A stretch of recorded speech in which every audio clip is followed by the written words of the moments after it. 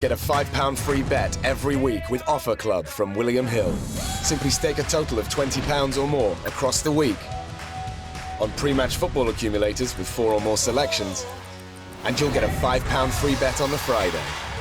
Join William Hill Offer Club on mobile or online now.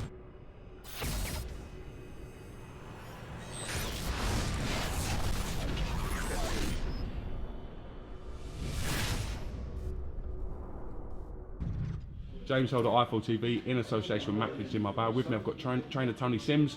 We're here in Glasgow. WBA World Champion Ricky Burns defending against KIRYL RELIKH. How are you, mate? How's your journey? Yeah, good, James. Well, I've been up here since Monday anyway. I was going to say that. You've got to be one of the busiest trainers at the moment on the scene. I saw you in Germany at the weekend with Ara Davis.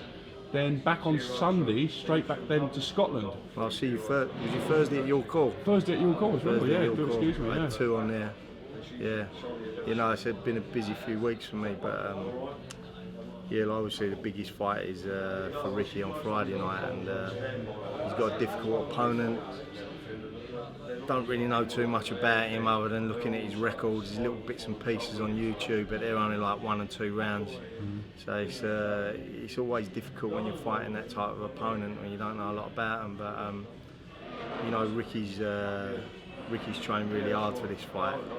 And he knows it's a must-win if he's going to go on to fight the big stars in the division like Broner, and he wants to return with Crawford. So if he's looking at them sort of fights, then he's got to get this guy out of the way.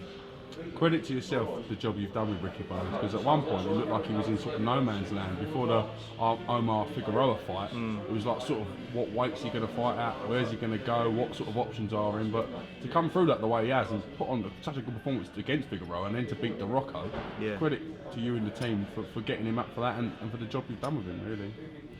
Well, I think what it was, Ricky, he was like, there was no disrespect to Billy Nelson, because Billy Nelson done a great job with Ricky. But I think what it was, he was just going stale up here and been doing the same thing over and over again.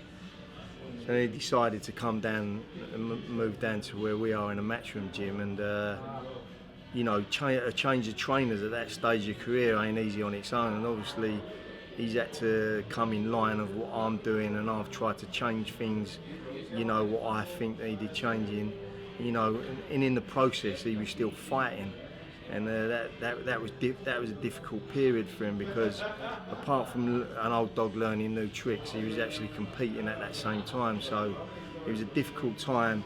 Also, you know, he knows I didn't really want him to be at lightweight, really.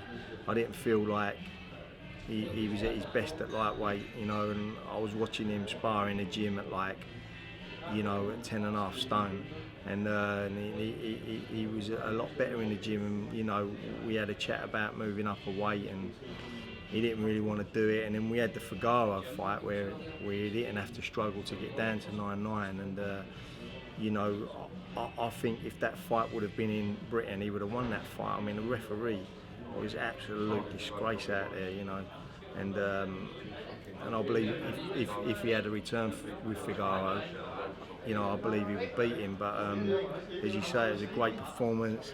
Then he got a shot at the Intercontinental lightweight, went back down again, and he just ain't there at lightweight for him, you know. And I think, you know, the Rocco fight, he was in superb condition like he is for this fight, and it just suits him better to be at like welterweight. What do you know about KIRYL RELIKH? I know you said you've seen a couple of bits of him on YouTube. Ricky Hatton, obviously, is his charge. He's going to speak him up a little bit and obviously get him sort of prepared for the fight. But taking all that aside, what's the bottom line with him? What do you think he'll bring? The bottom line with him is what I said at the press conference. It's like what I said about Rocco, really. You know, if you looked at Rocco's record, he'd had 1 loss out of 40 fights.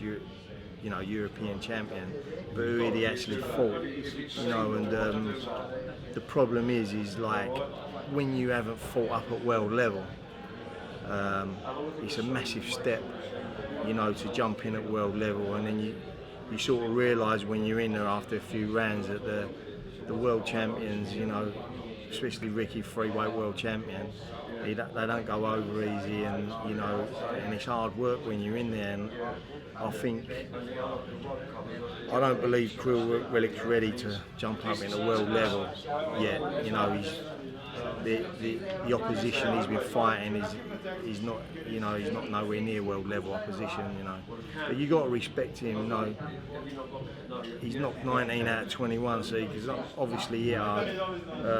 He looks like he's got decent boxing ability as well, so, you know, we'll have to see on the night. Big moment for Ricky Burns, and the fact that we've seen that Adrian Broner coming over, because he obviously sees Ricky Burns and that belt as a future target of his. Does that add more pressure to Ricky from your point of view, or does it add motivation, the fact that you've got to win? Well, you know, we was talking about the Broner fight before the Relic fight, and then Ricky wanted to do his mandatory first. You know, he could have possibly done the Broner fight before the mandatory, but anyway, he wanted to get the mandatory out of the way, so he's free to do what he wants in his next two defences. Yeah, the Broner fight hasn't changed, you know, put Ricky off for this fight. He's full concentration on this fight. He knows he's got to win this fight. It's a must-win for him to even talk about that fight, you know. So he's really brushed it to one side, really. Everyone's asking him about it, but he's brushed it to one side because he knows it's one step at a time. Big nights in Scotland sort of depend on Ricky Burns and him sort of keep winning. So as well as his own career, there's all these young prospects that look up to him and need him to win to get onto the TV cards out here as well. So it really is important that he keeps on his form, isn't it? Say it again, James. It really is important that he keeps on winning. I can only hear Mike Goodall talking. Sorry, mate, I'm asking that again.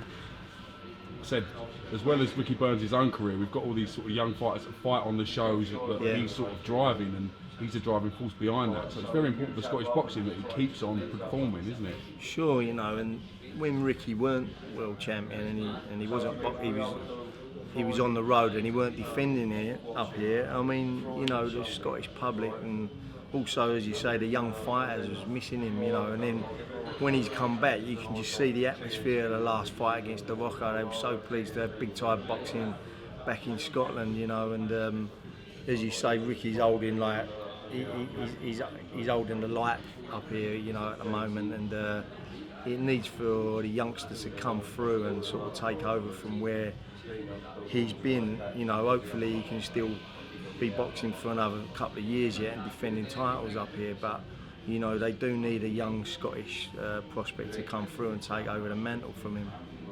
Listen, I'm not going to take up too much of your time. I appreciate you giving me a couple of moments, and that, because I said, don't know how you've got 5 minutes to sit down, how busy you are with everything and how many sort of lads you've got out.